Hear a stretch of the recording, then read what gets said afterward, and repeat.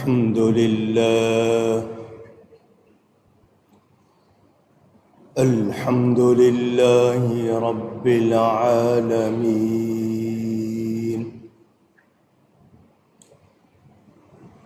والصلاة والسلام على رسوله سيد المرسلين، رحمة للعالمين، خاتم النبيين، شفيع المذنبين،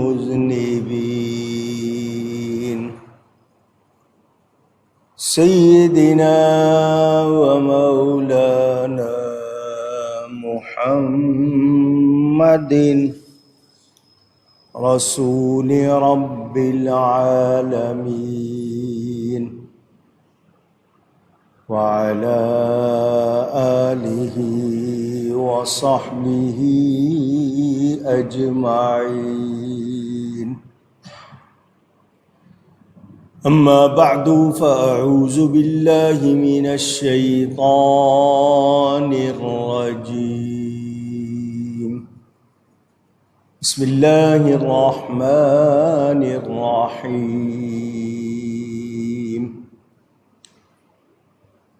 اتل ما اوحي اليك من الكتاب واقم الصلاه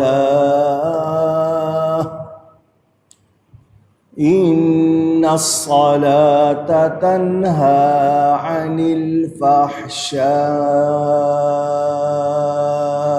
والمنكر ولذكر الله اكبر والله يعلم ما تصنعون. صدق اللہ العلی العظیم. محبت کے ساتھ ایک مرتبہ دروشی پڑھ لیجئے. اللہم صلی علی سیدنا و مولانا محمد معدن الجود والکرم وآلہ وصحبه وبارك وسلم. الصلاة والسلام عليك يا رسول الله، الصلاة والسلام عليك يا حبيب الله، الصلاة والسلام عليك يا رحمة للعالمين، وعلى آلك وأصحابك يا شفيع المذنبين.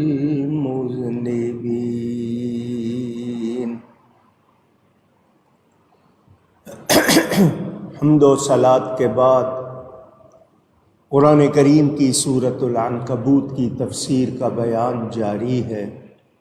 21ویں پارے کی پہلی آیت اور سورہ عنکبوت کی 45ویں آیت یہ گزشتہ جمعے بھی پڑھی تھی. آج بھی اسی حوالے سے کچھ گفتگو کروں گا. اللہ تعالی مجھے حق بیان کرنے، ہم سب کو حق سن کر اس کو قبول کرنے، اس پر عمل کرنے اور اس پر قائم رہنے کی توفیق عطا فرمائے. نماز کے حوالے سے بات کی تھی. سب سے پہلے تو یہ کہ اللہ فرماتا ہے اے میرے حبیب آپ پڑھیے وہ کتاب جو آپ کی طرف وحی کی گئی اور نماز قائم فرمائیے. بے شک نماز منع کرتی ہے بے حیائی اور بری بات سے، اور بے شک اللہ کا ذکر سب سے بڑا ہے، اور اللہ تعالی جانتا ہے جو تم کرتے ہو. قرآن کریم کی تلاوت اور نماز کے حوالے سے کچھ باتیں آپ سے کر چکا. قرآن اللہ تعالیٰ کا کلام بے مثل بے مثال پوری دنیا میں، کائنات میں اس جیسی کوئی کتاب نہیں۔ آپ کسی کتاب کو ایک بار، دو بار، تین بار پڑھ لیتے ہیں، پھر اکتا جاتے ہیں۔ قرآن جتنی بار پڑھیں آپ کو نیا مزہ آتا ہے، لطف آتا ہے۔ محبت والے شوق سے پڑھتے ہیں، بہت پڑھتے ہیں۔ قرآن کے ایک معنی ہی بہت زیادہ پڑھا جانے والا کلام اور کتاب۔ یہاں کتاب کا ذکر عربی میں کتاب لکھی ہوئی چیز کو کہتے ہیں، کیونکہ اس کو لکھا گیا ہے، اس لیے یہ کتاب اللہ کی طرف سے آئی ہے، کسی انسان کا کلام نہیں، یہ رب تعالیٰ کا کلام ہے، بے مثل ہے، بے مثال ہے۔ اس قرآن میں ہر شے کا روشن بیان ہے۔ جس پر نازل ہوئی یہ کتاب وہ اللہ کی عطا سے سب سے زیادہ جاننے والے، اور پھر جس پر کرم ہو جتنا اتنا وہ جانتا ہے۔ بہت سے لوگ قرآن پڑھتے ہیں مگر ان کے حلق سے نیچے نہیں اترتا، کیوں کہ ان کے سینے میں ایمان کی وہ قوت نہیں جو ہونی چاہیے، جیسا ایمان ہونا چاہیے وہ نہیں۔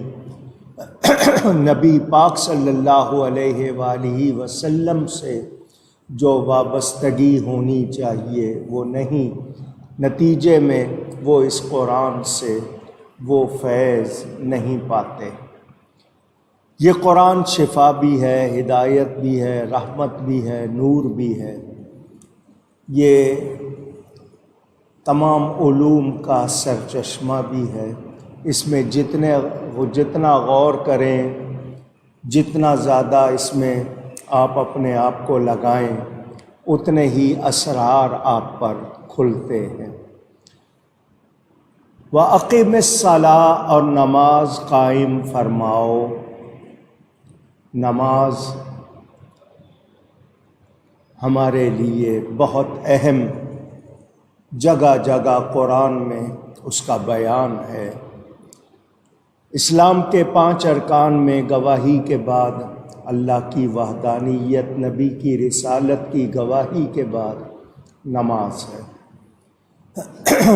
یہ یوں سمجھیے یہ عبادات کا مجموعہ کہہ لیجئے، اس میں بہت کچھ ہے۔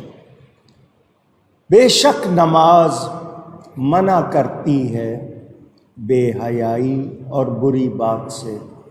ایک انسان اپنے آپ کو پاکیزہ رکھتا ہے نماز پڑھنے کے لیے، بدن بھی پاک، لباس بھی پاک، وضو بھی کرتا ہے، مسجد کی طرف چل کے بھی جاتا ہے، ہر قدم پر اسے یہ احساس۔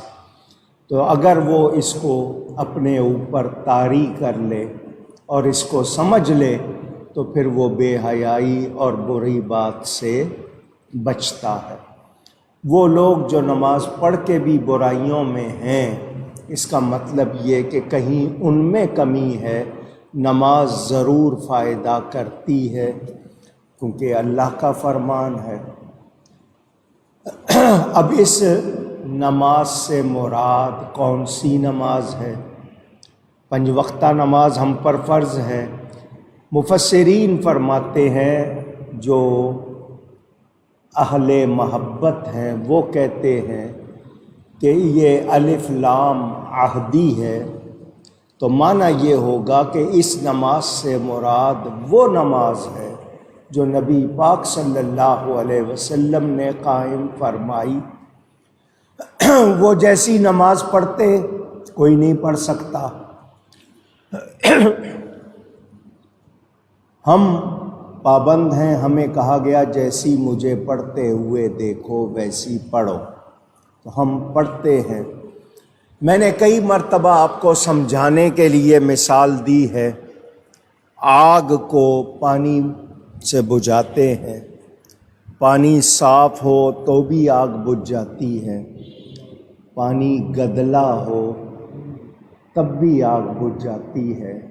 اگر ہماری نمازیں صاف پانی نہ صحیح پڑھتے رہنا ہے، کیونکہ ضرور آگ بجھائے گی۔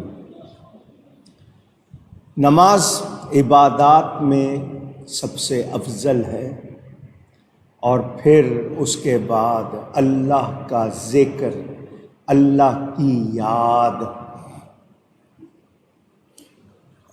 نماز کے حوالے سے ہم لوگوں میں کچھ کمزوریاں ہیں، ہمیں وہ دور کرنی چاہیے۔ شرمانا نہیں چاہیے، کیونکہ صحیح ادا نہیں کریں گے صحیح فائدہ نہیں ہوگا۔ شرائط کیا ہیں، فرائض کیا ہیں، واجبات کیا ہیں، سنتیں کیا ہیں، وہ ہم یاد نہیں کرتے۔ کیسا لباس ہونا چاہیے اس کا بھی خیال نہیں رکھتے، کس کی بارگاہ میں کھڑے ہیں یہ بھی خیال نہیں رہتا۔ اصل میں محبت والے، جو واقعی ایمان والے ہیں، وہ خیال کرتے ہیں، عام لوگ پرواہ نہیں کرتے۔ میں نے آپ کو بتایا تھا حضرت سیدنا امام زین العابدین رضی اللہ تعالی عنہ، امام محمد باقر، ان کے بارے میں روایات ملتی ہیں کہ وہ نماز کے لیے کھڑے ہوتے تو رنگ پیلا پڑ جاتا، زرد ہو جاتا، جیسے کسی نے پورا خون نچوڑ لیا ہو۔ بیٹے نے پوچھا، ابا جان نماز کے وقت آپ کی یہ حالت کیوں ہو جاتی ہے؟ فرمایا، جانتے ہو کس کے سامنے کھڑا ہوتا ہوں؟ اللہ کی ہیبت، اس کے جلال کی وجہ سے میرا یہ حال ہوتا ہے۔ جو لوگ قدر والے ہیں انہی کو اندازہ ہے۔ ہم پھر بھی جیسے بھی ہو سکے نماز کے عادی بنیں۔ یہ وہ تحفہ ہے جو رب نے عرش پر بلا کر عطا کیا ہے، اور اس کو مومن کی معراج فرمایا گیا ہے۔ تو جو مومن چاہتا ہے اس کو معراج ملے، اس کو نماز کی پابندی کرنی چاہیے۔ میں نے آپ کو یہ بھی بتایا، آپ پوری مخلوق کو دیکھیں گے مختلف حالتیں ہیں، نماز میں وہ ساری حالتیں بھی جمع ہو گئیں، اور سجدے میں بندہ اللہ کے بہت قریب ہوتا ہے، اس کو بہت پیارا ہوتا ہے۔ یہ انسان اگر اس حقیقت کو جان لے تو سجدے سے سر ہی نہ اٹھائے، مگر ہمیں اتنی دلچسپی، اتنا شوق نہیں ہے۔ اگر کوئی نماز پڑھنے کے باوجود گناہوں میں، غلط کاموں میں لگا ہوا ہے تو اس پہ غور کریں۔ کمی اسی میں ہے، نماز ضرور فائدہ کرتی ہے۔ ایک شخص نماز تو ادا کر رہا ہے مگر اس کی غذا حلال نہیں ہے، اس کی کمائی حلال نہیں ہے، وہ جو لباس پہنے ہوئے وہ حلال کمائی سے خریدا ہوا نہیں ہے، اس کی صحبت، اس کے طور طریقے سارے وہی ہیں، تو وہ نماز تو پڑھ رہا ہے مگر اس کو قائم نہیں کر رہا۔ قائم کرنے کا مطلب یہ ہے کہ جو کچھ اس کے لیے ضروری ہے اس کا بھی خیال کیا جائے۔ ہم اگر واقعی نماز کو سمجھ لیں تو یہ بہت پیاری چیز ہے، اس میں ہمارے لیے کتنے فائدے ہیں، کتنے ثواب ہیں، اگر ہم اندازہ کریں اور اس کو پڑھنے کا شوق بڑھے تو پھر خود ہی اسرار کھلتے ہیں۔ ذکر اللہ، اللہ کی یاد، اللہ کا ذکر۔ ایک ہوتا ہے ذکر لسانی، زبان سے اللہ کو یاد کرنا، اس کا نام جپنا، اس کا کلام پڑھنا، ایک ہوتا ہے ذکر قلبی، دل سے اس کی یاد کے دل کی دھڑکن وہ بھی ذکر کرے، قلب روحی اور سراپا ذکر بن جانا۔ یہ صوفیاء نے بہت کچھ کر کے بھی دکھایا اور لوگ اس حوالے سے سنتے رہتے ہیں۔ اللہ کی یاد، اللہ کا ذکر سب سے بڑا ہے۔ یہ ایک مرتبہ آپ کو اللہ کہنے کی سعادت ملی ہے تو یہ معمولی بات نہیں۔ میں نے کتابوں میں پڑھا کہ فرعون خدائی کے دعوے کرتا تھا، اللہ کا دشمن تھا، اس کے سر میں کبھی درد نہیں ہوا۔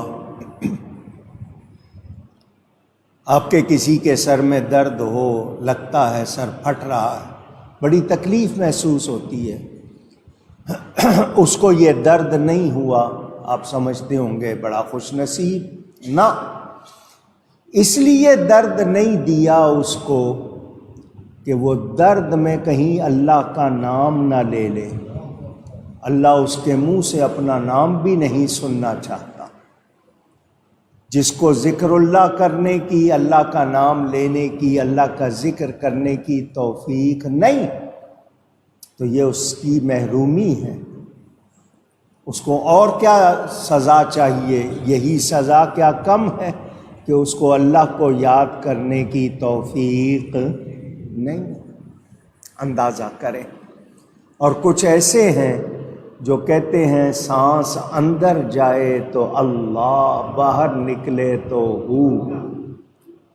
ہر دم، دم سانس کو کہتے ہیں، ہر دم ذکر الہی، زبان تر رہے اللہ کے ذکر سے، کیونکہ اللہ کا ذکر سب سے بڑا ہے۔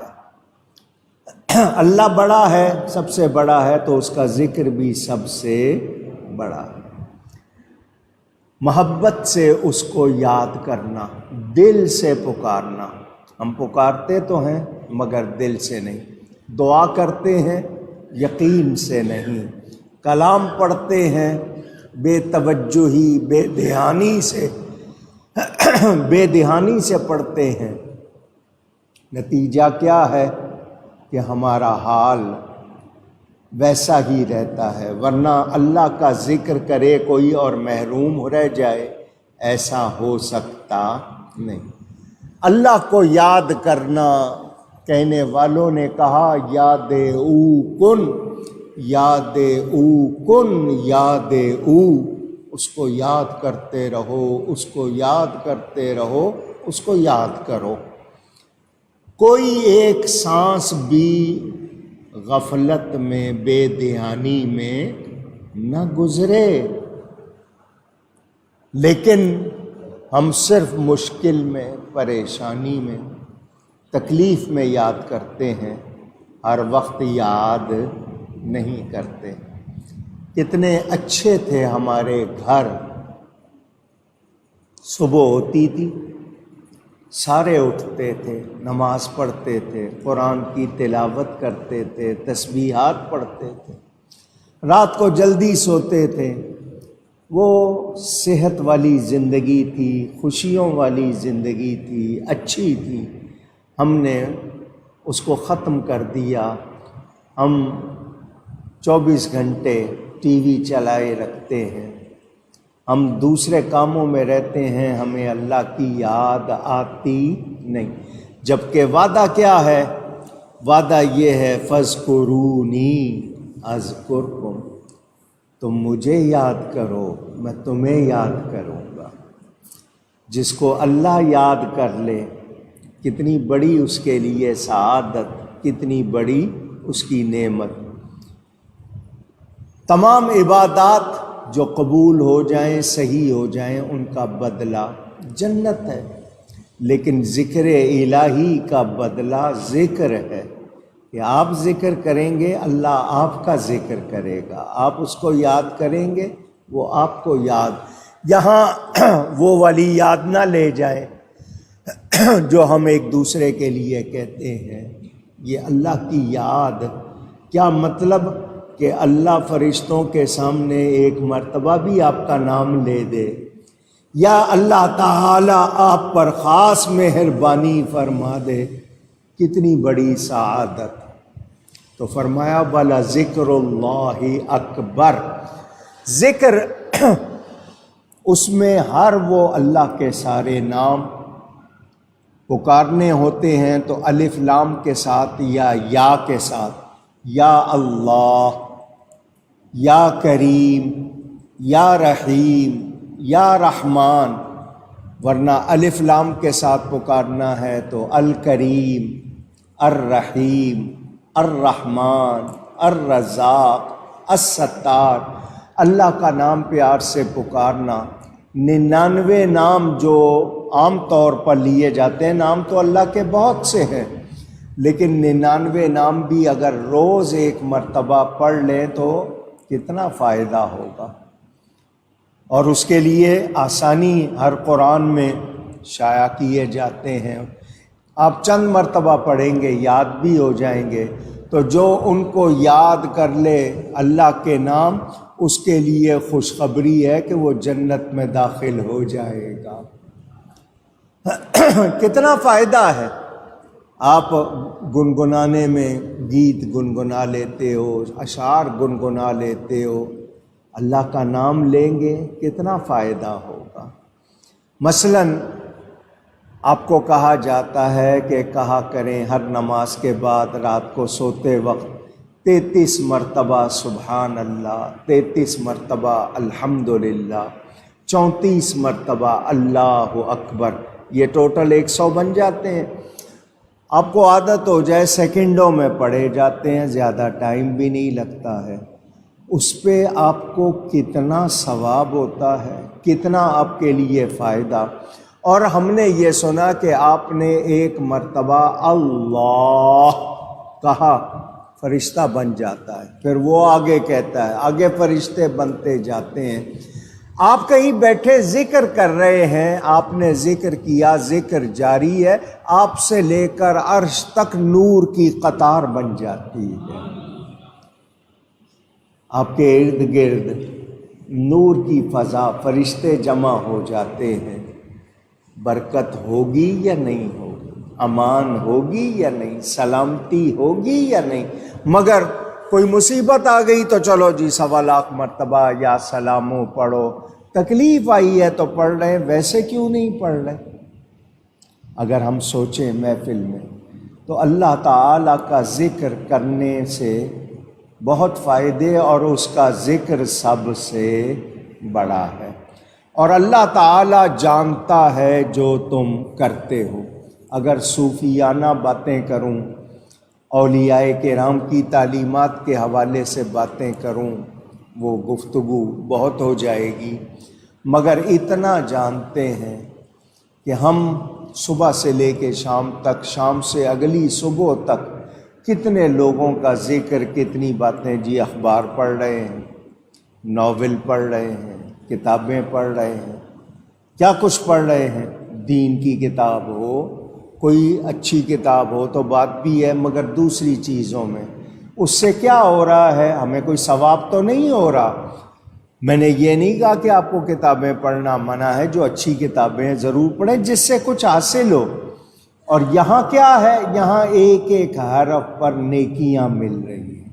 اب قرآن کریم ہے، آپ شروع کرتے ہیں، پڑھتے ہیں بسم اللہ الرحمن الرحیم، صرف اتنا پڑھا آپ نے، 190 نیکیاں آپ کے دامن میں آ جاتی ہیں، صرف اتنا ہی پڑھنے سے۔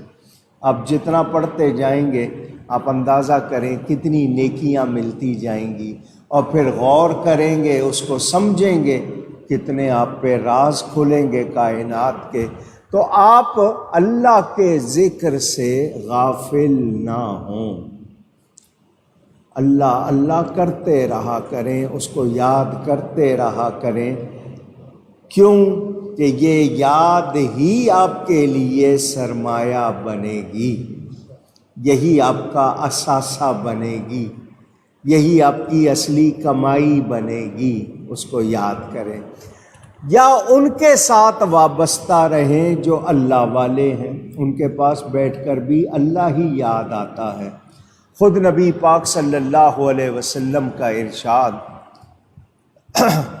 هل انبئکم بخیارکم، کیا میں تمہیں تمہارے اچھوں کی خبر نہ دوں؟ شوق دلایا، صحابہ نے کہا جی ضرور۔ فرمایا خیارکم الذین، تم میں سے بہترین کون ہے؟ اذا رؤوا ذکر اللہ، جب تم ان کو دیکھو تو اللہ یاد آ جائے۔ کتنے اچھے وہ لوگ جو اللہ کی یاد کا سبب بنتے ہیں۔ آپ ایک پھول دیکھتے ہیں، پھول ہے کوئی بھی، جتنے پھول ہیں آپ کو باغ باغیچے میں گلدستے میں نظر آتے ہیں۔ آپ نے پھول کو دیکھا، کسی نے کہا کتنا خوبصورت ہے، شکل کتنی اچھی ہے، کسی نے کہا رنگ کتنا اچھا ہے، کسی نے کہا اس کے اندر دیکھو کتنی چیزیں ہیں، بناوٹ پہ چلا گیا، کسی نے کہا سونگا تو کہا خوشبو کتنی اچھی ہے۔ آپ خوشبو کو، اس کی خوبیوں کو دیکھ رہے ہیں، سمجھ رہے ہیں۔ وہ پھول اپنی زبان، جس کو زبان حال کہتے ہیں، جو اس کا حال ہے، اس سے وہ آپ کو کہہ رہا ہے دیکھنے والے تیری آنکھیں مجھ تک ہی رک گئیں، تیری سوچ مجھ تک ہی رک گئی، اس کو دیکھ جس کو میں دیکھ رہا ہوں، میرے بنانے والے کو دیکھ۔ ہم رزق کی تلاش میں ہیں، رازق کی پرواہ نہیں ہے۔ وقت جس نے پیدا کیا ہے اس کو وقت دے کے تو دیکھو، وہ آپ کے وقت ایسے بدلے گا، ایسے اچھے کر دے گا کہ اندازہ نہیں۔ تو وہ کائنات کا ہر ذرہ اللہ کی پہچان کرا رہا ہے، ہر ورقیس معرفت کردگار، ہر ورقہ، ہر پتی، ہر پھول یہ اللہ کی پہچان کرا رہے ہیں۔ دھیان دو، اللہ کو یاد کرو، اللہ کو نہ بھول جاؤ۔ اور ہمارا یہ ہے کہ جب ہم سب سے مایوس ہو جاتے ہیں تب اللہ کی طرف آتے ہیں، پہلے اپنے ساری دوسری کوششیں کرتے ہیں۔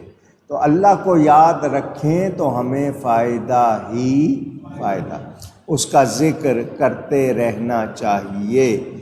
میرے دوستوں اور بزرگوں، نبی کریم صلی اللہ علیہ وآلہ وسلم اللہ کے آخری نبی، سید المعصومین، معصوموں کے بھی سردار ہیں۔ معصوم وہ جو گناہ کر ہی نہیں سکتے، ان کے بھی سردار۔ اس کے باوجود کتنا ذکر الہی کرتے ہیں، کتنی مرتبہ استغفار کرتے ہیں، کتنا قرآن پڑھتے ہیں، کتنا اللہ کو یاد کرتے ہیں۔ ہمارے ہاں نماز میں اگر لمبی سورت پڑھ لی جائے یا زیادہ تلاوت کر لی جائے تو کچھ لوگ اعتراض کرتے ہیں جی ہم بوڑھے ہیں، زیادہ کھڑے نہیں ہو سکتے، خیال رکھو۔ حالانکہ فجر کی نماز میں یہاں تک آتا ہے حضور صلی اللہ علیہ وسلم لمبی قرأت فرماتے تھے، دیر تک۔ کیوں؟ اللہ کی یاد ہے۔ قرآن میں ویسے تلاوت کرنی ہے لیکن اللہ کی یاد، اللہ کا ذکر۔ قرآن کو روز پڑھنا یہ بھی اللہ کی یاد ہے، اس کا نام جپنا یہ بھی اللہ کی یاد ہے۔ کوشش کرنی چاہیے لیکن بالکل بھی نہ کریں۔ اب مثلا لا حول ولا قوت الا باللہ، صرف اتنا کلمہ، اگر آگے العلی العظیم بھی لگا لیں اور اچھی بات۔ یہ جنت کے خزانوں میں سے ایک خزانہ ہے، اور اس کو پڑھنے سے شیطان بھاگ جاتا ہے، کوئی اور چیز کیا رہ جائے گی۔ اکثر لوگ کہتے ہیں جی بندش ہو گئی، کچھ لوگ کہتے ہیں جی جادو ہو گیا۔ میں اکثر لوگوں کو کہتا ہوں تیسرا کلمہ پڑھا کرو۔ کون سا کلمہ؟ کلمہ تمجید کہتے ہیں آپ اس کو۔ سبحان اللہ والحمد للہ ولا الہ الا اللہ واللہ اکبر ولا حول ولا قوت الا باللہ۔ اب اس میں سبحان اللہ بھی آ گیا، تسبیح آ گئی، الحمدللہ بھی آ گیا، تحمید بھی آ گئی، لا الہ الا اللہ تحلیل بھی آ گئی، اللہ اکبر تکبیر بھی آ گئی، اور لا حول بھی آ گئی۔ یہ کلمہ اگر آپ کثرت سے پڑھنے کی عادت ڈال لیں، آپ کے 99 مسائل حل ہو جائیں گے۔ وہ پیسے کی بندش ہو، وہ کوئی اور رکاوٹ ہو، آپ کے کام ہوتے ہوتے رہ جاتے ہوں، آپ کو مشکلات پیش آتی ہوں، آپ کو کوئی خواب آتے ہوں غلط قسم کے، آپ کی سوچیں بہک رہی ہوں، جو بھی میں نے کہا 99 مسائل صرف اس کے پڑھنے سے، کثرت سے پڑھے، حل ہو جاتے ہیں۔ ہمیں تاکید کی جاتی ہے سارا دن تیسرا کلمہ پڑھو، رات کو بستر پر جاؤ جب تک نیند نہیں آتی استغفار کرو۔ آپ صرف استغفر اللہ ہی پڑھ لیں، استغفر اللہ العظیم اتنا ہی پڑھ لیں، اگر پورا پڑھ لیں بہت اچھی بات ہے، سید الاستغفار پڑھ لیں اور اچھی بات ہے۔ یہ وہ چیزیں ہیں جو ہم سے بلاؤں کو دور کرتی ہیں، بندشوں کو توڑتی ہیں، بیماریوں کو بھگاتی ہیں، دشمنوں کو ناکام بناتی ہیں، ہم انہی سے بھاگ رہے ہیں۔ بجائے پڑھنے کے ہم بھاگ رہے ہیں، نتیجہ یہ کہ وہ چیزیں زیادہ حملہ کرتی ہیں۔ تو یہ جو لوگ کوشش کرتے ہیں انہی میں برکت آتی ہے۔ اچھا دوسری بات، جب آپ کثرت سے پڑھنے لگتے ہیں تو نتیجہ کیا ہوتا ہے؟ آپ کو برے لفظ کہنے سے آپ کو کراہت ہوتی ہے۔ کراہت کا مطلب یہ نہیں کہ آپ پسند نہیں کرتے، پھر آپ کوشش کرتے ہیں منہ سے برا لفظ نہ نکلے۔ آپ نے وضو کیا ہوتا ہے، اس وقت بھی آپ پابندی کرتے ہیں، تو آپ کو یہ چیزیں اللہ کے قریب کرتی ہیں، برائیوں سے دور کرتی ہیں۔ مگر ہم برائیوں سے قریب ہو رہے ہیں، اللہ سے دور ہو رہے ہیں۔ یہ ہمارا مزاج بن گیا، کہیں بیٹھیں گے کیا باتیں ہوں گی وہ بھی ہمارے سامنے۔ اگر آپ کوئی 2-3 منٹ کسی موضوع پہ بات کر لیتے ہیں ختم ہو جاتی ہے، پھر دوسری کو چھیڑ لی، فضول باتوں میں وقت گزار لیتے ہیں، لیکن ہم ذکر الہی نہیں کرتے۔ اللہ تعالیٰ توفیق دے۔ ایسے لوگوں کو دیکھا وہ سو رہے ہوتے ہیں اور ان کی زبان سے ذکر جاری ہوتا ہے۔ ان کو بھی دیکھا ہے جن کا قلب جاری ہوتا ہے، ہر وقت ان کے دل کی ہر دھڑکن سے وہ ذکر کرتے ہیں۔ حبس دم، پاس انفاس، یہ صوفیاء کے طریقے ہیں ذکر کے، ان کے ہاں جاتے ہیں۔ مدینہ منورہ میں ایک شیخ تھے، شیخ فہمی ان کو کہتے تھے۔ ایک مکان کے تہہ خانے میں، کیونکہ اس زمانے میں آسانی نہیں تھی، لوگ کھل کے محفل نہیں کر سکتے تھے، تو وہ تہہ خانے میں جمع ہوتے تھے۔ وہ اس طرح ذکر کرتے تھے، رشک ہوتا تھا کہ کیا یہ لوگ ہیں، کتنی محبت سے ذکر کر رہے ہیں، اللہ کا، اس کے نبی کا ذکر، اس کے پیاروں کا ذکر۔ تو اللہ والوں کا ذکر بھی اللہ کا ذکر، اور نبی پاک کے لیے تو خود قرآن میں قد انزل اللہ الیکم ذکر رسولہ بیان موجود ہے۔ تو ہمیں کثرت سے ذکر کرنا چاہیے۔ واللہ یعلم ما تصنعون،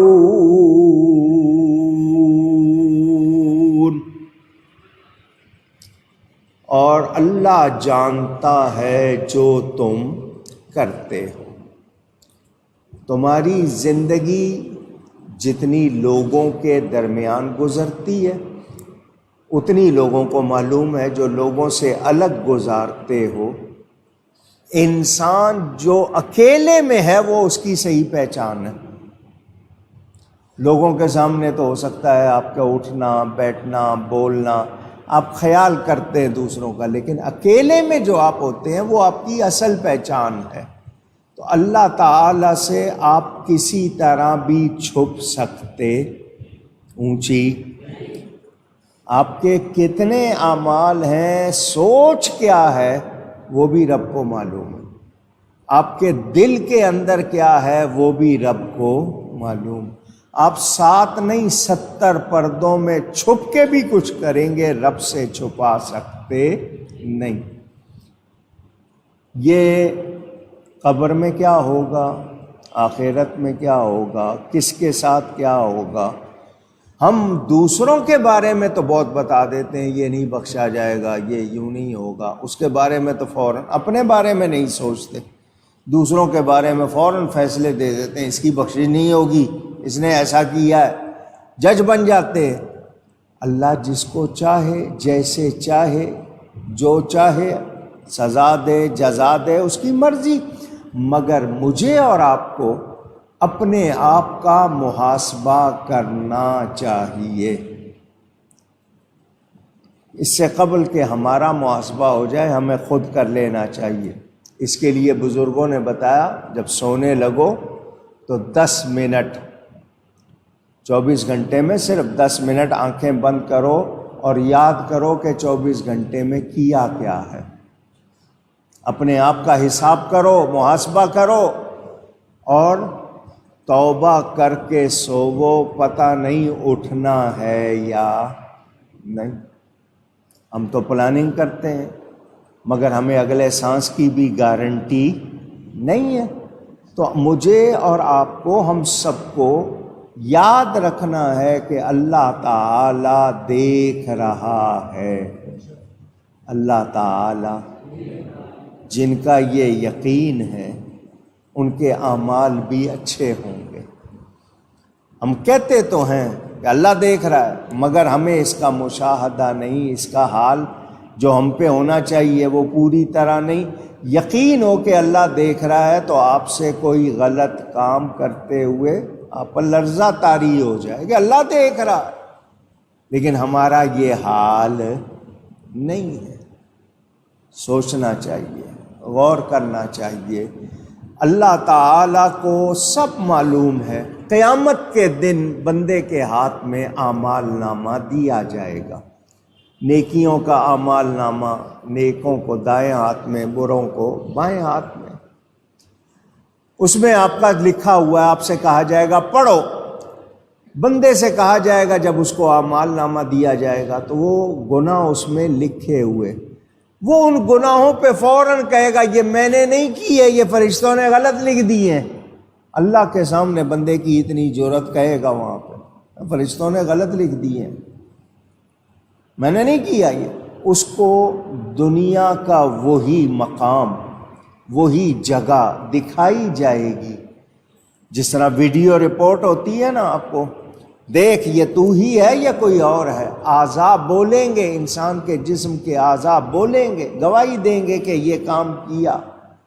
تو رب کا پتہ ہو کہ رب دیکھ رہا ہے اور یہ ہوگا تو ہم ڈریں گے یا نہیں؟ آج آپ کے سامنے ٹیلی ویژن پہ مسلسل کئی دنوں سے کچھ معاملے چل رہے ہیں، کس نے کیا بیچا، کس نے کیا خریدا، کیا ہوا۔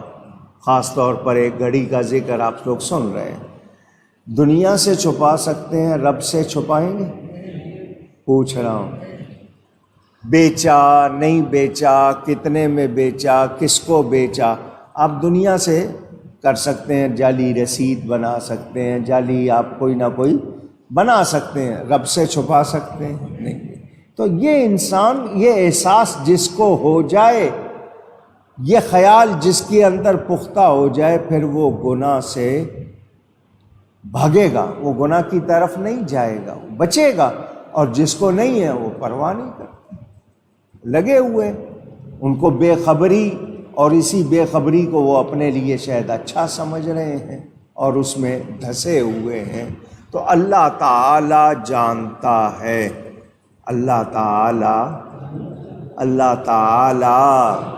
جانتا ہے۔ جو لوگ نیک ہوتے ہیں، اللہ والے ہوتے ہیں، ان کا معاملہ زیادہ نازک ہوتا ہے۔ ایک بے خبر شخص ہے، اس کے منہ سے کچھ نکل جائے، لوگ کہیں گے اس کو پتہ نہیں ہے، مگر جاننے والے کو بہت احتیاط کی ضرورت ہوتی ہے۔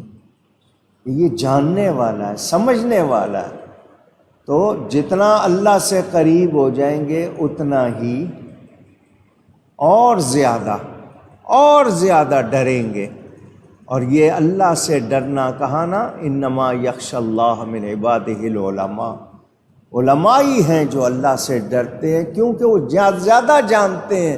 بے خبری میں لوگ گناہ کرتے رہتے ہیں، مگر اتنا تو سب کو پتہ ہے نا کہ اللہ سے کچھ بھی چھپا ہوا نہیں۔ زلیخا لے گئی حضرت یوسف علیہ السلام کو 7ویں کوٹری میں، ہر ایک کمرے سے دوسرے، دوسرے سے تیسرے تالے لگاتی گئی۔ 7ویں کوٹری میں گئی، وہاں بھی تالا لگا دیا۔ وہاں جو بت رکھے تھے ان پہ بھی کپڑا ڈال دیا کہ خداؤں کے سامنے نہ۔ حضرت یوسف علیہ السلام اللہ سے ڈرنے والے تھے، اللہ کے نبی معصوم، ان کے لیے خود بخود دروازے کھلے یا نہیں کھلے؟ اونچی کھلے یا نہیں کھلے؟ تو جو اللہ پر یقین رکھتے ہیں پھر اللہ تعالیٰ ان کی مدد فرماتا ہے۔ میں نے ایک واقعہ پہلے بھی آپ کو سنایا ہے، کئی مرتبہ سنایا ہوگا، چلیں آج ایک مرتبہ پھر سن لیں۔ جن کا یقین ہوتا ہے، جو واقعی اللہ تعالیٰ کو پکارتے ہیں، اللہ کو یاد کرتے ہیں، جو یہ کہہ رہے ہیں اللہ دیکھ رہا ہے، ڈرتے ہیں، پھر ان کی مدد ہوتی ہے۔ کشتی، بحری جہاز جس کو آپ کہتے ہیں، سمندر میں چلنے والی، آج کل تو لوہے کے بنتے ہیں، پہلے صرف لکڑی کی کشتیاں، بادبانی کشتیاں، اس زمانے میں موٹر وغیرہ، یہ تیل اور انجن نہیں ہوتے تھے۔ ہوا کے رخ کے ساتھ وہ چپو چلا کر کشتیاں چلاتے تھے، مسافر جاتے تھے، سفر کر رہے تھے۔ ایک خاتون بھی تھی، اس کی گود میں اس کا بچہ تھا۔ طوفان آ گیا، طوفان میں کشتی الٹ گئی، ٹوٹ گئی، سواریاں بہہ گئیں۔ اس خاتون کو جس کی گود میں بچہ تھا ایک تختہ مل گیا، وہ اس تختے پر بیٹھ گئی، کیونکہ لکڑی پانی میں نہیں ڈوبتی، وہ اس پہ بیٹھ گئی۔ اسی کشتی میں سفر کرنے والا ایک سیاہ فام، سیاہ فام کا مطلب کالے رنگ والا شخص تھا کسی علاقے کا، وہ بھی بچ گیا، اس کو بھی ایک تختہ مل گیا۔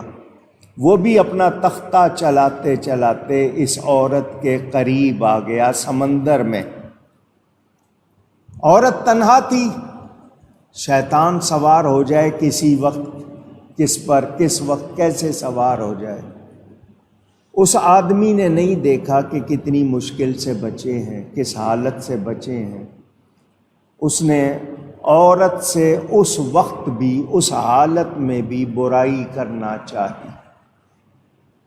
خاتون نے کہا اللہ سے ڈر، اللہ دیکھ رہا ہے، دیکھ کتنی مشکل سے ہم بچے ہیں، زندگی بچی ہے، پتہ نہیں کیا ہوگا آگے، اور تو اس حالت میں بھی۔ وہ شیطان اس پہ سوار تھا، وہ اپنے اسی جوش میں، اسی شدت میں، اس کی یلغار میں اتنا بڑا کہ کہنے لگا کہ تجھے میری بات ماننی پڑے گی، اس پہ دباؤ ڈالنے لگا، اس کے تختے کو کھینچنے لگا۔ خاتون نے کہا اگر تو اتنا ہی زیادہ زور کر رہا ہے تو مجھے اس بچے کو دودھ پلانے دے، میں اس کو دودھ پلا لوں۔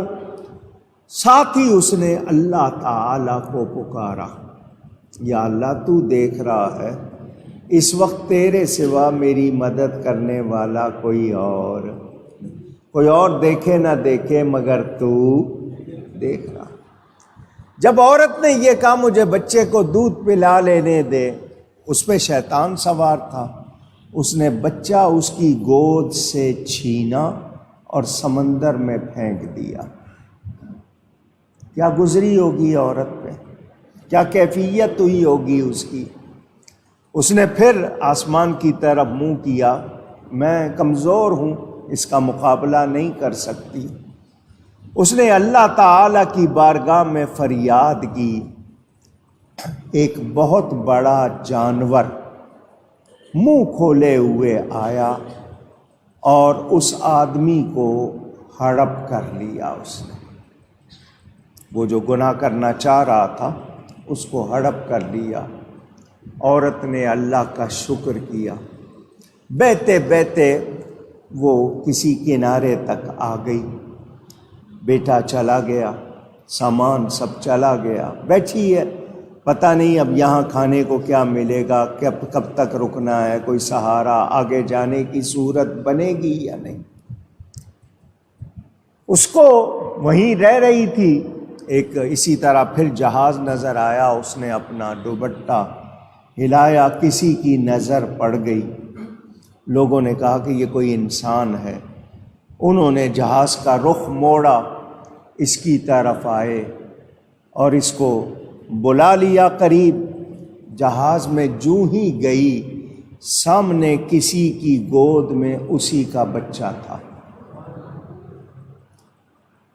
کسی کی گود میں اسی کا بچہ، وہ فوراً اپنے بچے کی طرف لپکی، لوگوں نے کہا تو کون ہے، تو کدھر سے؟ اس نے کہا یہ میرا بچہ ہے۔ اس نے کہا تیرا بچہ کدھر سے ہو گیا؟ اس نے کہا یہ میرا بچہ ہے۔ اس نے کیا گواہی ہے؟ اس عورت نے سارا واقعہ سنا دیا، اس طرح ہوا تھا، یہ معاملہ ہوا تھا، یہ میرا ہی بچہ ہے۔ لوگوں نے اس کی بات سن کر کہا اب ہماری بھی سن لے، تو نے اپنی سنائی ہے نا، اب ہماری بھی سن لے۔ ہم اسی طرح سفر کرتے ہوئے آ رہے تھے، ایک جانور کی پشت پہ تیرا یہ بچہ بیٹھا ہوا تھا۔ وہ جہاز کے قریب آئے اور آواز آئی اس بچے کو لے لو، اس کی ماں تم تک پہنچ جائے گی۔ ہمیں تیری کہانی سن کر یقین آ گیا کہ یہ تیرا ہی بچہ ہے۔ اب میں نے آپ کو یہ بات سنائی، اپنے دل سے پوچھئے، یہ سچا واقعہ کتابوں میں ہے، مجھے بتائیے اس کا اللہ پر یقین تھا، اللہ دیکھ رہا ہے، اس کی مدد ہوئی یا نہیں ہوئی؟ اس نے اللہ سے ڈر کر جو بھی خوف کیا۔ میں نے آپ کو حضرت عمر فاروق رضی اللہ تعالی عنہ کے زمانے کا واقعہ بھی سنایا۔ ایک لڑکا تھا جوان، نماز پڑھنے مسجد میں آتا تھا، راستے میں ایک گلی سے گزرتا تھا، اس گلی میں گزرتے ہوئے اس مکان کا دروازہ یا کھڑکی کھلتی تھی اس کے آتے جاتے، وہ عورت تھی جو اس میں رہتی تھی، وہ اس نوجوان کو دیکھتی تھی، یہ گزر جاتا وہ دروازہ بند کر دیتی، یہ اس کا طریقہ تھا، آتے جاتے اس کو دیکھتی تھی، پسند کرتی تھی، جس طرح آپ کہتے ہیں فدا ہو گئی۔ ایک رات کو اس عورت نے، یہ عشاء پڑھ کے آ رہا تھا تو اس کو اشارہ کیا گھر میں آنے کا، لڑکا چلا گیا۔ وہ پہلے سے مہربان تھی، اس پر فدا تھی، اس نے اس کو اپنا آپ پیش کیا، برائی کی دعوت دی۔ لڑکے کو اچانک اللہ کی یاد آئی، یہ کیا ہونے لگا ہے؟ اس پر اللہ کا خوف طاری ہوا، وہ بے ہوش ہو گیا، چیخ ماری اور بے ہوش ہو گیا۔ حضرت عمر کا زمانہ، اس لڑکی نے فوراً اپنی خادمہ کو بلایا، لڑکے کو دونوں نے مل کے اٹھایا اور گلی میں رکھ کر دروازہ بند کر لیا، یہ تو لینے کے دینے پڑ جائیں گے، حضرت عمر تک بات چلی گئی تو بہت مصیبت ہو جائے گی، یہ تو اس وقت اندھیرا ہے، کوئی گواہ نہیں ہے، ورنہ تو مصیبت ہو جائے۔ اس نے وہ اس کو رکھ کے سارا عشق جو تھا وہ رفو چکر ہو گیا، بھاگ گیا۔ خوف آ جاتا ہے تو پھر کہاں رہ جاتی ہے؟ گھر والوں نے دیکھا کہ آج لڑکا دیر ہو گئی آیا نہیں، وہ پیچھے آئے، راستے میں انہیں اس لڑکے کا جسم ملا، اٹھایا گھر لے گئے، پانی ڈالا چہرے پہ، پلانے کی کوشش کی، لڑکے کو ہوش آ گیا۔ باپ نے گود میں اب اس کا سر رکھا، پوچھا کیا ہو گیا تو اس طرح گلی میں بے ہوش پڑا ہوا تھا؟ لڑکے کو وہ ساری بات یاد آئی، اس نے ساری بات سنائی، اس طرح ہوا تھا، میں اس کے گھر چلا گیا، اس نے مجھ سے اس طرح پیار جتایا، مجھے اللہ کا خوف آیا، اس نے چیخ ماری، پھر دوبارہ بے ہوش ہو گیا اور اس کی روح پرواز کر گئی۔ اس وقت چیخ ماری تھی، بے ہوش ہوا، اب چیخ ماری، پھر اس پہ خوف طاری ہوا اور اس کی روح پرواز کر گئی۔ گھر والوں نے نہلایا، کفن پہنایا، دفنا دیا، جنازہ پڑھ کے۔ حضرت فاروق اعظم کو خبر ہوئی، فرمایا مجھے کیوں نہیں بتایا اس نیک لڑکے کی نماز میں پڑھتا، مجھے بتانا تھا۔ فرمایا چلو مجھے قبرستان لے چلو، اس کی قبر پر لے چلو۔ اب حضرت فاروق اعظم آتے ہیں قبرستان، وہ لوگ جو کہتے ہیں مردے نہیں سنتے، مردوں کو خبر نہیں، وہ ذرا دھیان سے سنیں۔ حضرت عمر نے آ کر اس کی قبر پر کہا، قرآن میں اللہ فرماتا ہے وَلِمَنْ خَافَ مَقَامَ رَبِّهِ جَنَّتَانِ، جو اللہ کی بارگاہ میں کھڑے ہونے سے ڈرا اس کے لیے 2 جنتیں ہیں۔ اے لڑکے تو اللہ کی بارگاہ میں کھڑے ہونے سے ڈرا، بتا تجھے 2 جنتیں ملیں یا نہیں ملیں؟ حضرت عمر قبر والے سے پوچھ رہے ہیں، اس کی قبر سے آواز آئی، امیر المومنین اللہ نے مجھے 2 جنتیں عطا کر دی۔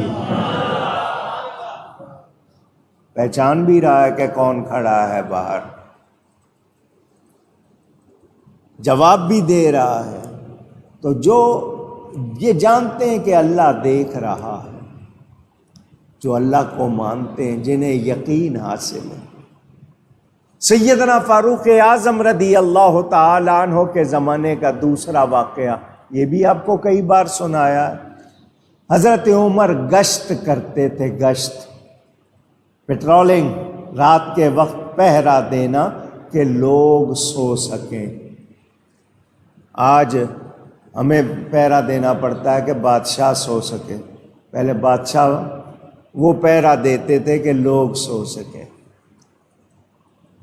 آپ گشت کرتے کرتے صبح ہونے والی تھی، ایک مکان کے قریب سے گزرے تو ماں کی آواز بیٹی کے لیے، ماں بیٹی سے کہہ رہی تھی بیٹی اٹھ، بکریوں کا دودھ نکال اور اس میں تھوڑا سا پانی ملا لے۔ یہ جملے حضرت فاروق اعظم کے کانوں میں پڑ گئے۔ تو لگا کہ کسی کی بات سننا جائز نہیں ہے، سوائے کوئی ضروری معاملہ ہو، تحقیق کا معاملہ ہو، ورنہ کسی کی بات کان لگا کر اس طرح ٹو لگا کر نہیں سننا چاہیے۔ بلکہ 3 آدمی بیٹھے ہوں تو 2 خسر پسر نہ کریں کہ تیسرے کو شک ہو جائے، پتہ نہیں کیا بات ہو رہی ہے۔ جانا ہے تو باہر جا کے بات کر لیں، وہاں وسپر جس کو کہتے ہیں، کان میں چھپ کے کوئی بات نہیں کرنی چاہیے۔ حضرت عمر نے یہ جملہ سن لیا، پانی ملانے کا، آپ وہاں رک گئے۔ بیٹی نے آگے سے کہا اماں میں اٹھتی ہوں، دودھ بھی دو لوں گی، نکال لوں گی، مگر پانی نہیں ملاؤں گی۔ حضرت عمر سن رہے ہیں، ماں پوچھ رہی ہے بیٹی کیوں نہیں ملائے گی؟ کہا ماں ملاوٹ کرنا منع ہے، ملاوٹ نہیں کرنی چاہیے۔ ماں نے کہا بیٹی تمہارا باپ زندہ نہیں ہے، انہی بکریوں کے دودھ پر گزارا ہے، اگر تھوڑا پانی ملا لے گی 2 پیسے زیادہ مل جائیں گے، تمہارے بھلے کو کہتی ہوں، تو اٹھو دودھ نکالو، تھوڑا سا پانی ملا لو۔ بیٹی نے پھر کہا کہ میں نہیں ملاؤں گی۔ ماں نے کہا بیٹی تو مانتی کیوں نہیں ملائے گی؟ اس نے کہا حضرت عمر نے منع کیا، حضرت عمر نے منع کیا ہے۔ حضرت عمر سن رہے، ماں نے کہا بیٹی حضرت عمر دیکھ تو نہیں رہے نا؟ اس وقت حضرت عمر نہیں دیکھ رہے۔ بیٹی نے کہا وہ نہیں دیکھ رہے مگر اللہ دیکھ رہا ہے، اللہ دیکھ رہا۔ ماں نے فوراً کہا بیٹی تیرا شکریہ، میں تمہارے ہی خیال میں ذرا بہک گئی تھی، اللہ ہی رازق ہے، اللہ ہی دینے والا ہے، تو نے صحیح کیا، صحیح کہا، بالکل پانی نہ ملا، اٹھ دودھ دو لے تاکہ جو کام کرنا ہے وہ ہو جائے، پانی بالکل نہیں ملانا، تیرا شکریہ کہ تو نے مجھے گناہ سے بچا لیا۔ حضرت عمر یہ باتیں سن چکے، وہاں رکے، کوئی وہاں سے گزرنے والا، آپ نے اس کو روک کے پوچھا جانتے ہو یہ مکان کس کا ہے؟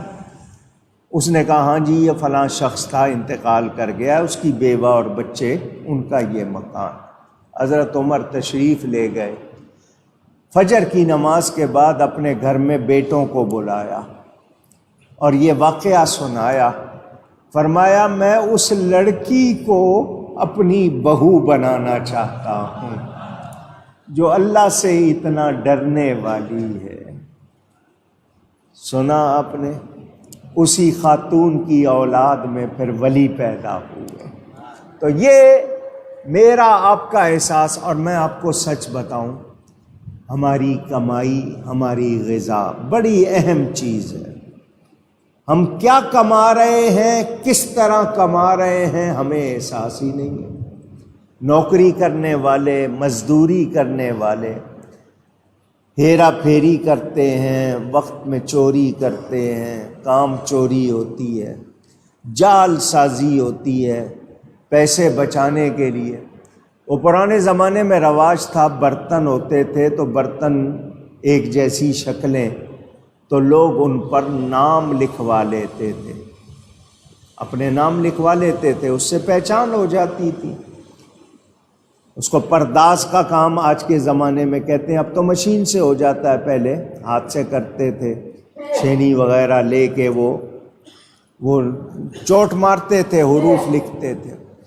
ایک شخص کے ہاں ایک ملازم تھا، اس کو عادت تھی پیسے بچانے کی، سبزی منگائی ہے، کچھ منگایا، اس نے بیچ میں سے کچھ ضرور بچانا ہے، عادت تھی۔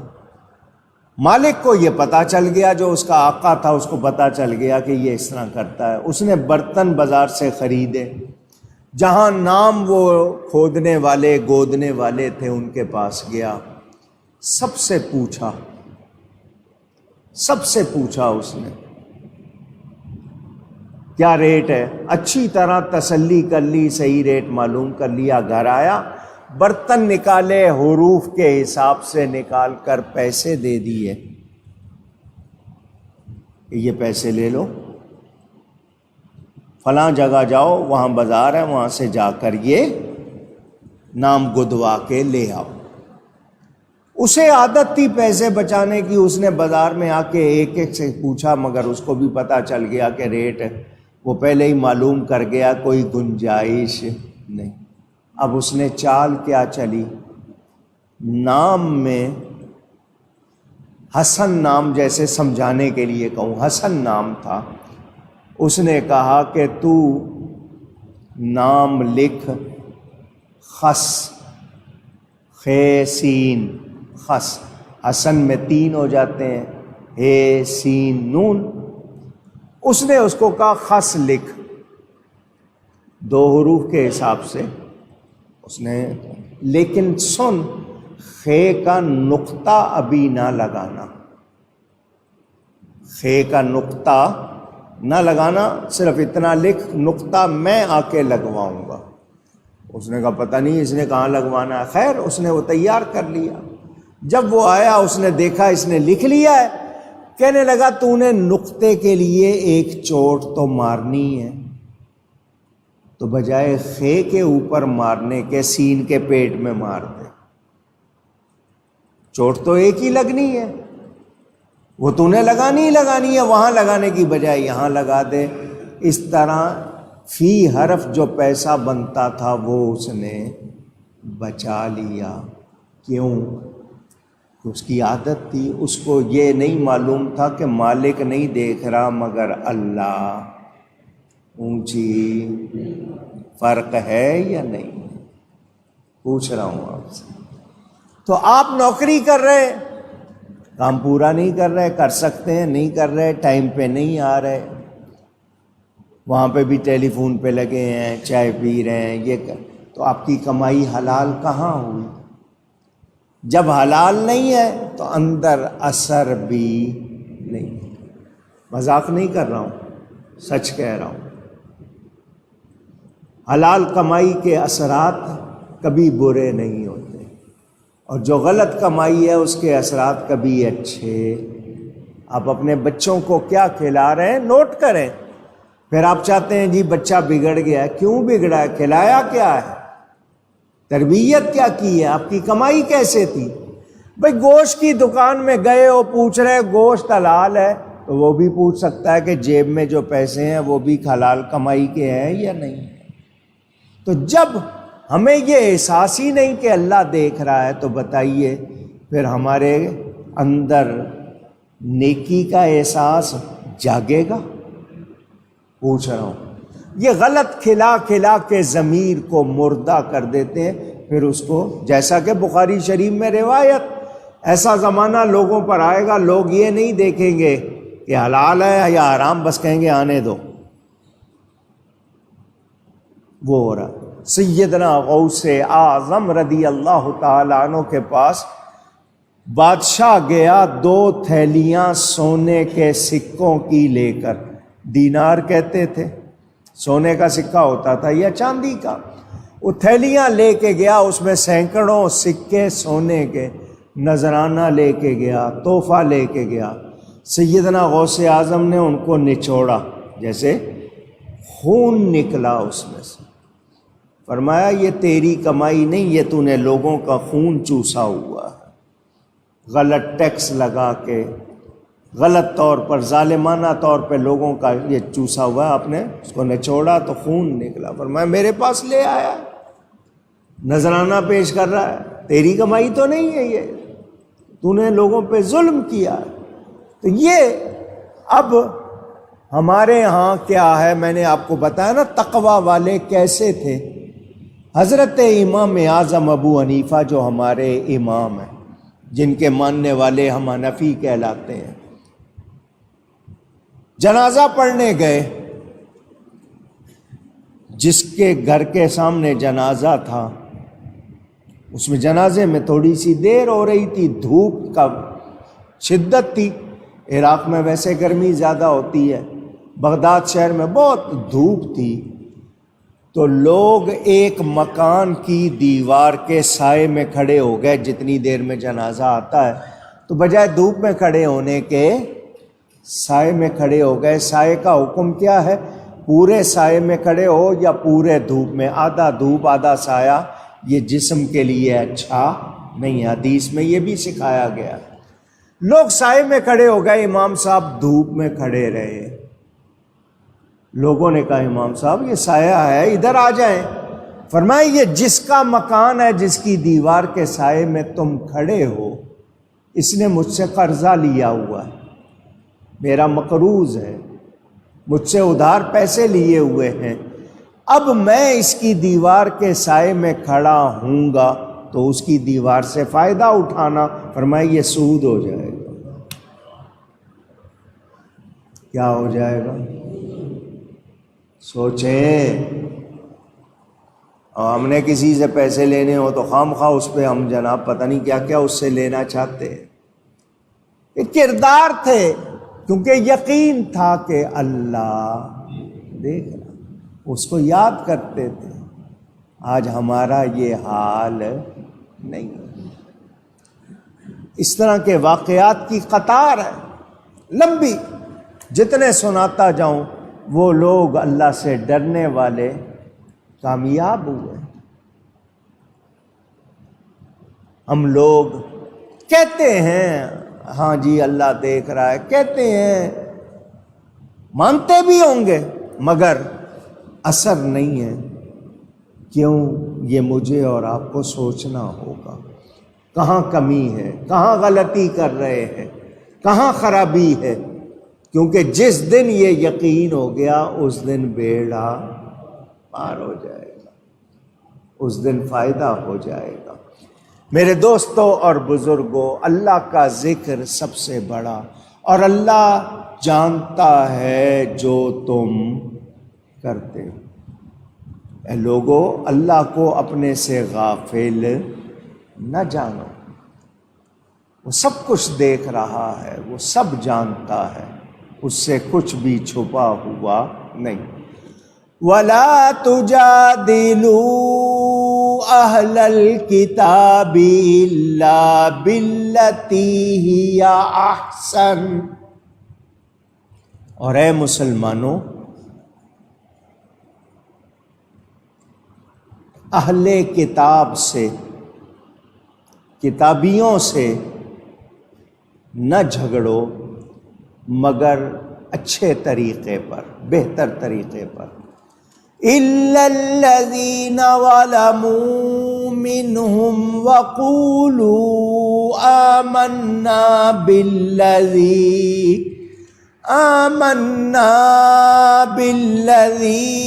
أُنزِلَ إِلَيْنَا وَأُنزِلَ إِلَيْكُمْ وَإِلَٰهُنَا وَإِلَٰهُكُمْ وَاحِدٌ، مگر وہ جنہوں نے ان میں سے ظلم کیا، اور کہو ہم ایمان لائے اس پر جو ہماری طرف اترا اور جو تمہاری طرف اترا، اور ہمارا تمہارا معبود ایک ہی ہے، وَنَحْنُ لَهُ مُسْلِمُونَ، اور ہم اس کے حضور گردن رکھے ہوئے ہیں، یعنی سراپا تسلیم و رضا بنے ہوئے ہیں۔ مناظرہ، ڈبیٹ، اگر تمہاری گفتگو ہو جائے کسی سے اور وہ اہل کتاب میں سے ہوں، عیسائی ہوں، یہودی ہوں، تو سخت کلامی، درست، کہتے ہیں نا کڑوا لہجہ، وہ نہیں، بلکہ مضبوط دلائل پیش کر کے، اچھے اخلاق دکھا کر ڈبیٹ کرنی ہے، مناظرہ کرنا ہے، تو دلائل مضبوط ہوں اور اخلاق اچھے ہوں، اخلاق اونچی۔ مگر ساتھ ہی کیا فرما دیا؟ إِلَّا الَّذِينَ ظَلَمُوا مِنْهُمْ، مگر وہ جنہوں نے ان میں سے ظلم کیا۔ اب ایسا شخص جو گستاخی پر اتر آئے یا مسلمانوں کے ساتھ ظلم کا سلوک کرے، یا نبی پاک صلی اللہ علیہ وسلم یا قرآن کے بارے میں غلط باتیں کرے، ان کی شان کے خلاف باتیں کرے، اس سے نرمی سے بات نہیں کی جائے۔ فرما دیا إِلَّا الَّذِينَ ظَلَمُوا مِنْهُمْ۔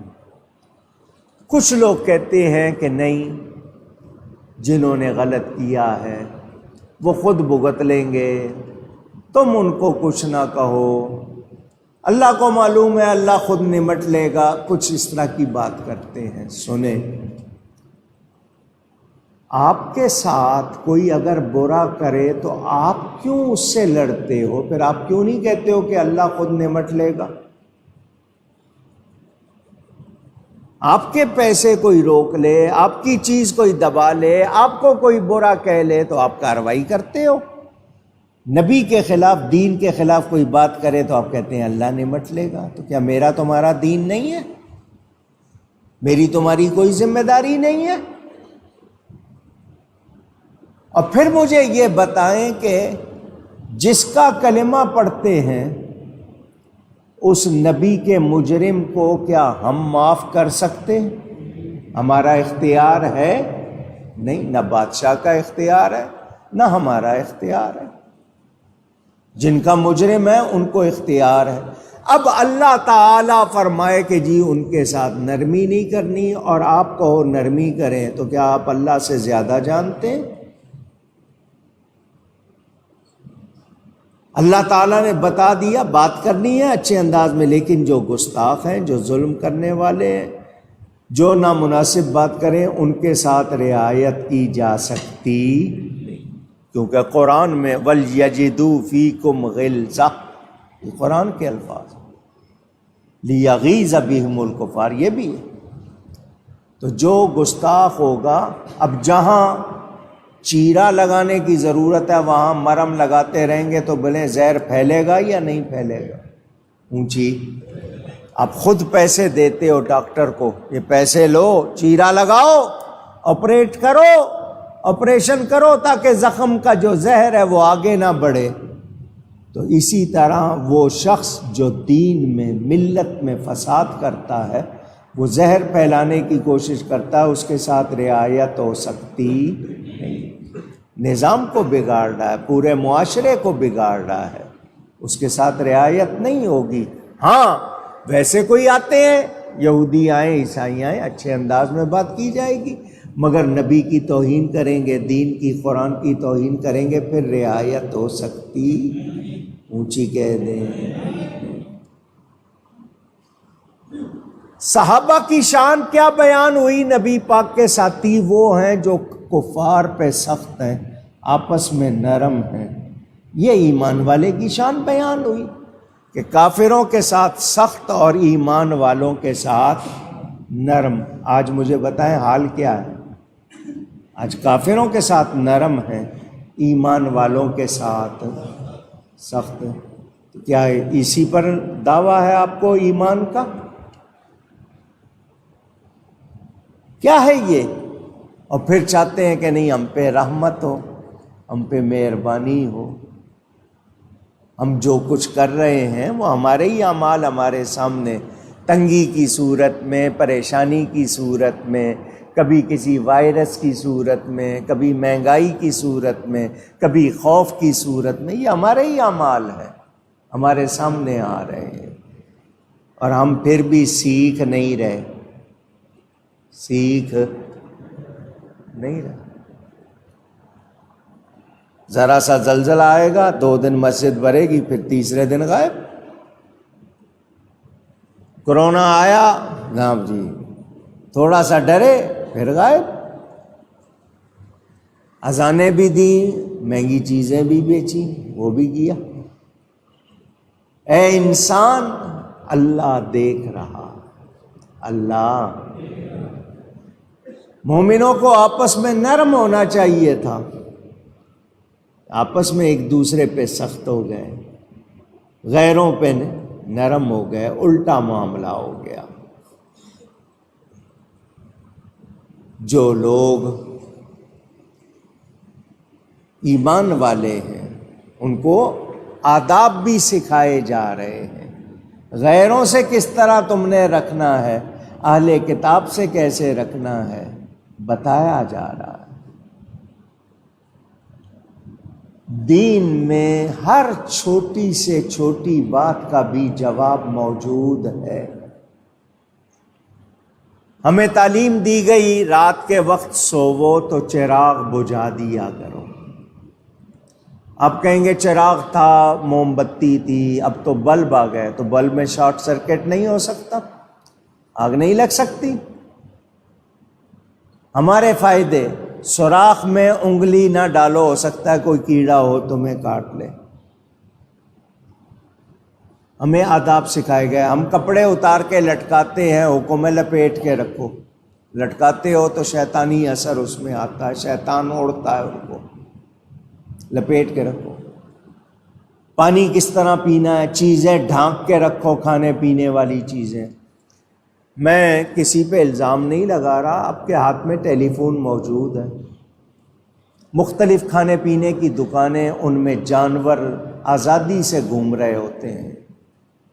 چوہا ایک جانور ہے، اس کا جوٹھا کوئی کھا لے، وہ کسی چیز میں منہ مار دے، کوئی کھا لے، کون سی بیماریاں ہوتی ہیں ذرا خود آپ گوگل سے ہی پوچھ لیجئے گا۔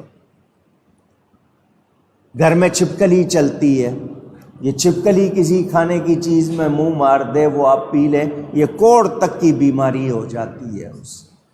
ہمیں عادت نہیں ہے صفائی ستھرائی کی۔ مسلمانوں کے علاقے دیکھیں گے تو آپ کو گندی گند ملے گا، دوسروں کے علاقے میں صفائی۔ کیا ہو گیا؟ ایک انسان کو زندگی کے آداب سکھائے گئے، نعمتیں دی گئیں، طریقے بتائے گئے۔ ہاتھ دھو کے کھانا ہے، جب ہاتھ دھونے ہیں کھانے کے لیے تو پونچھنے نہیں ہیں، تولیے سے پونچھنے نہیں ہیں۔ کیوں کہ آپ نے تولیے سے ہاتھ پونچھے تو جو تولیے میں جراثیم ہے وہ پھر ہاتھوں میں آ جائیں گے۔ پانی سے جب آپ نے دھوئے جراثیم نکل گئے، اب آپ تولیے سے اس کو صاف کریں گے تو تولیے میں یا ٹاول میں جو جراثیم جرمز ہوں گے دوبارہ آپ کے ہاتھ کو لگ جائیں گے۔ مونچھوں کے بال یہ ہونٹ کی کناری سے نیچے نہ ہوں، ایک تو گناہ ہو جاتا ہے، کاٹنے کا حکم ہے، نیچے آئیں گے گناہ ہو جائے گا۔ دوسرا یہ کہ اس میں غذا لگے گی، جراثیم اندر جائیں گے، طبی لحاظ سے بھی نقصان ہے۔ لڑکیاں اپنی یہ ابرو وغیرہ، آئی برو جس کو کہتے ہیں، یہ اس کو کاٹتی ہیں، دھاگوں سے تھریڈ کراتی ہیں، مشینیں لگاتی ہیں، بیماری لعنت کا بھی ذکر ہے، اس کے باوجود کرواتی ہیں۔ آپ خود اگر اپنے لیے بیماری کر رہے ہیں تو پھر آپ کیوں شکوہ کرتے ہیں؟ جب آپ نے نافرمانی کی آپ کو اس کا رزلٹ بھگتنا پڑے گا۔ تو میں بتا یہ رہا ہوں، ہمیں آداب سکھائے گئے، سونے کے، کھانے کے، پینے کے، ملنے جلنے کے، بولنے کے، کاروبار کے، سفر کے، ساری چیزیں سکھائی گئی، مگر سیکھتے نہیں۔ اگر ہم سیکھیں تو بتائیے اسی میں ہمارا فائدہ ہے یا نہیں ہے؟ کہیے۔ تو اہل کتاب سے بات کرنی ہے، اخلاق کے ساتھ کرنی ہے، مضبوط دلائل۔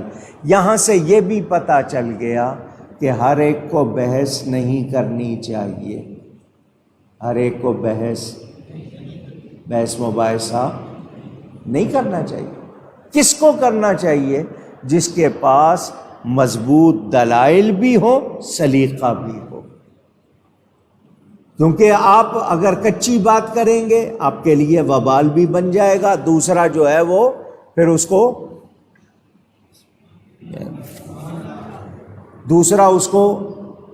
سند بنا کر آپ کو بدنام کرے گا۔ بات وہ کرے۔ اب ہمارے ہاں چائے پینے بیٹھے ہیں، ویسے بیٹھے ہیں، لوگ دفتروں میں مفتی بن جاتے ہیں، وہ باتیں جو کرنا نہیں چاہیے وہ بھی کرتے ہیں، اور اس میں ان سے گستاخیاں ہو جاتی ہیں، بے ادبیاں ہو جاتی ہیں۔ جنگوں کا ذکر لے بیٹھیں گے، دوسری چیزوں کا، اپنے بارے میں کوئی پرواہ نہیں ہے، دوسروں کے لیے بحثیں کرتے ہیں، اور اس میں اکثر گستاخی ہو جاتی ہے، غلط جملے نکل جاتے ہیں۔ اور اللہ والوں کے بارے میں اور کوئی پکڑے نہ پکڑے، رب ضرور پکڑتا ہے۔ وہ اپنے ولیوں کی گستاخی برداشت گوارا نہیں، برداشت کا لفظ میں نے کہا، وہ گوارا نہیں کرتا۔ اللہ معاف فرمائے۔ مجھے اور آپ کو سوچنا چاہیے، غور کرنا چاہیے۔ گفتگو کے آداب بھی سکھائے گئے، کہاں آواز کس طرح رکھنی ہے وہ بھی سکھایا گیا، ڈھنگ سے بات کریں وہ بھی سکھایا گیا۔ حضور صلی اللہ علیہ وسلم کے ساتھ حضرت سیدنا ابو بکر صدیق تھے۔ ایک گستاخی کر رہا تھا، غلط باتیں کر رہا تھا، حضرت ابو بکر سن رہے تھے، نبی پاک بھی خاموش تھے۔ حضرت ابو بکر کو غصہ آ گیا، انہوں نے جواب دینا شروع کر دیا۔ حضور نے فرمایا ابو بکر جب تک تم خاموش تھے تمہاری طرف سے فرشتہ بول رہا تھا، اب تم بول پڑے ہو، فرشتہ خاموش ہو گیا ہے۔ ذاتیات کی حد تک کہ بات کہاں تک جائے، میں یہ نہیں کہہ رہا ہوں کہ بولنا منع ہے، مگر کس طرح، کس کو؟ تو فرمایا اہل کتاب سے اگر بات ہو تو ان سے جھگڑنا نہیں ہے، مگر اچھے طریقے سے اگر بات آ جائے، کوئی اختلافی بات چھڑ جائے، کوئی جھگڑا ہو جائے تو عمدہ طریقے سے بات کرو، مضبوط دلیلوں کے ساتھ۔ لیکن ان میں سے جو گستاخ ہیں ان کے معاملے میں کوئی رعایت اونچی، کوئی قرآن کو گالی دے تو ہم چپ ہو جائیں گے، کوئی نبی کے بارے میں غلط بات کرے چپ ہو جائیں گے؟ نہیں۔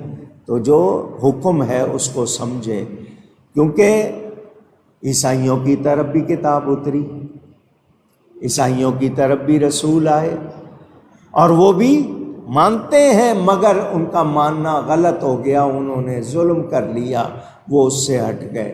مگر جس کی عبادت کرتے ہیں وہ تو ایک ہی ہے نا، وہ تو اور سب اسی کے آگے گردن رکھے ہوئے ہیں۔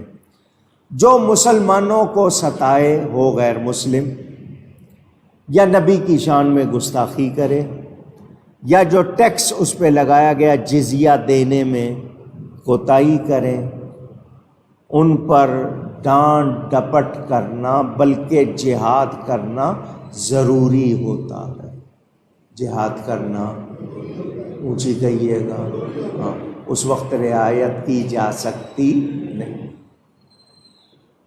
برداشت نہیں کیا جا سکتا، گوارا نہیں کیا جا سکتا۔ یہ آیت منسوخ الحکم نہیں ہے، اس کا حکم ختم نہیں ہوا، باقی ہے۔ اگر کوئی بھی نبی پاک کے خلاف، اللہ کے خلاف، قرآن کے خلاف بات کرے گا، مسلمانوں کو ستائے گا، اس کے ساتھ نرمی نہیں کی جائے گی۔ یہ حکومتوں کو بھی جاننا چاہیے قرآن کا حکم، مگر غیروں کے ساتھ نرم ہے، اپنوں کے ساتھ سخت ہیں، وہ آپ دیکھتے ہیں۔ اللہ تعالی ہدایت عطا فرمائے۔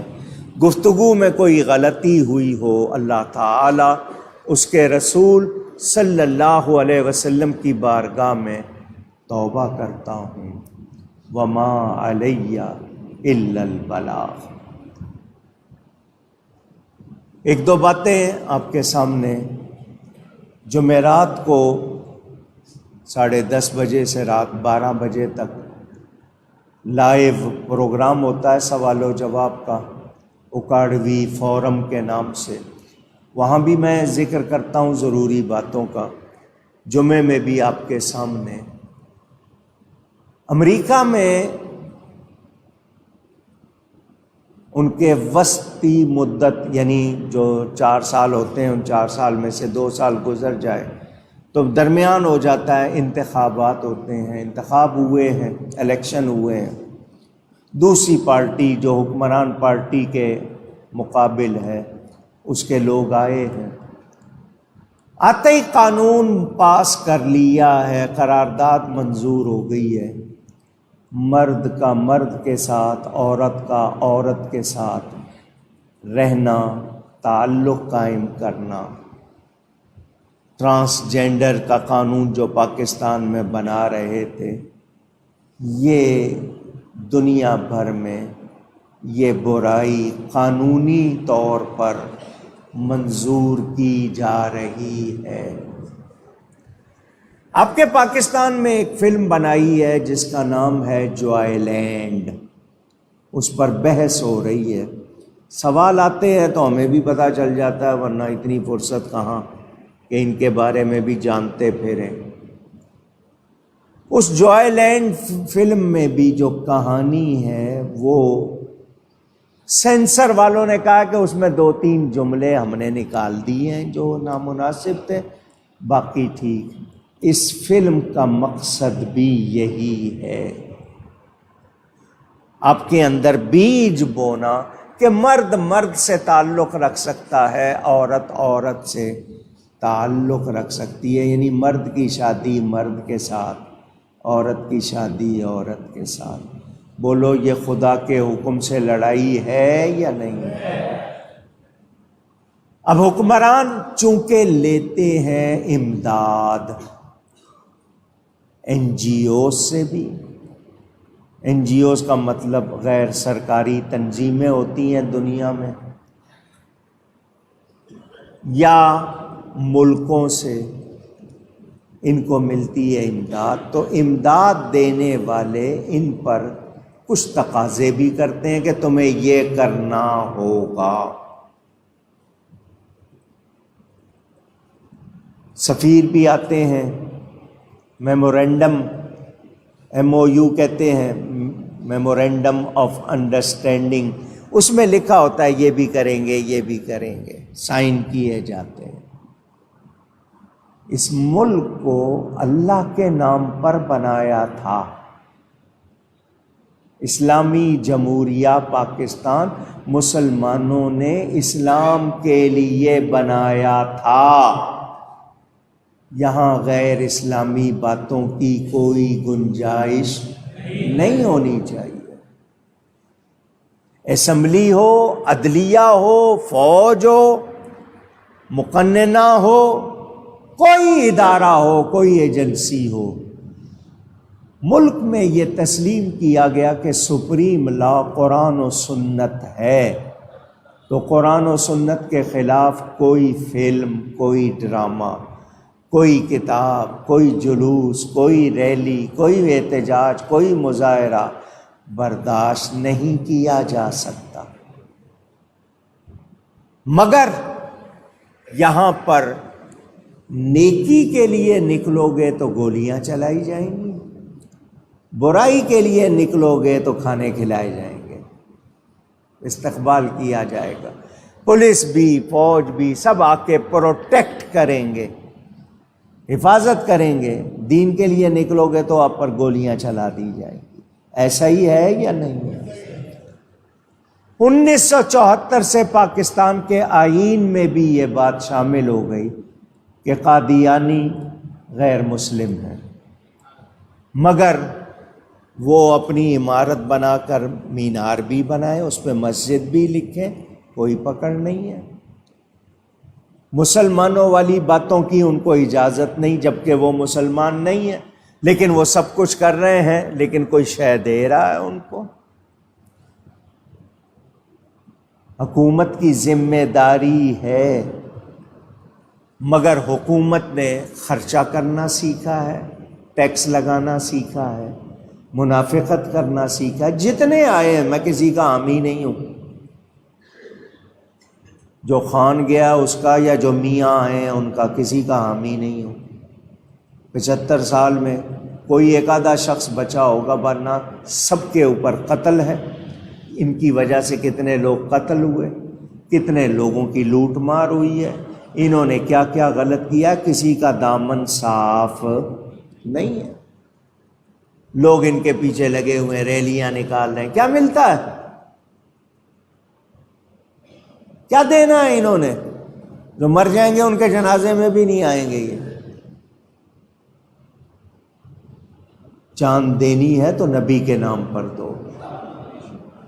جہاں ماں بھول جائے گی وہاں وہ نبی پیار سے بلائیں گے۔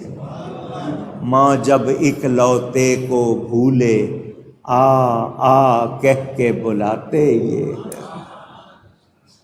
سوچو، غور کرو، اس ملک کے ساتھ خاص طور پر یہ سلوک ہو رہا ہے کیونکہ اس کے پاس ایٹمی قوت بھی ہے، مسلمان ہے، مسلمانوں کے پاس ایٹم بم کیوں ہے؟ لہٰذا اس پاکستان کو کمزور کرو، دیوالیہ کرو۔ مہنگائی ہے، معیشت تباہ ہو گئی ہے، تاجر، دکاندار سب رو رہے ہیں، لوگوں کی قیمت خرید ختم ہو گئی ہے، مگر گورنمنٹ کو کوئی پرواہ نہیں۔ ٹیکس لگاؤ، اپنی تنخواہیں وصول کرو، اپنے دورے کرو، اپنی عیاشیاں کرو، اور دین کے خلاف غلط قوانین منظور کرو۔ ایسے لوگ سن لیں، نہ دنیا میں بچیں گے نہ آخرت میں بچیں گے۔ جس نے بھی دین میں دخل دیا وہ کبھی بھی عزت پا سکا نہیں، تباہ ہوا، برباد ہوا۔ ہم مسلمانان پاکستان حکمرانوں سے کہتے ہیں ایسی غلط فلموں کو، غلط پالیسیوں کو ابھی سے روک لو، ورنہ تم تو تباہ ہو گئی، ملک کو بھی تباہ کرو گے، اور جو لوگ خاموش رہیں گے وہ بھی تباہ ہو جائیں گے۔ برائی کے خلاف نہیں بولو گے تو سب رگڑے میں آ جائیں گے۔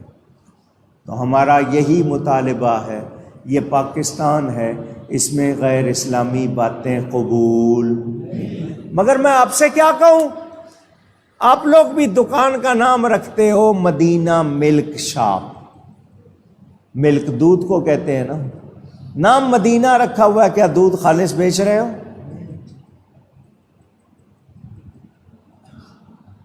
اب سوچیں کیا کر رہے ہیں آپ؟ ملاوٹ آپ کے ہاں، جھوٹ آپ کے ہاں، تو پھر مجھے بتاؤ ہم لوگ کیسے بچیں گے؟ معاشرہ پورا سدھرنا ہی نہیں چاہتا،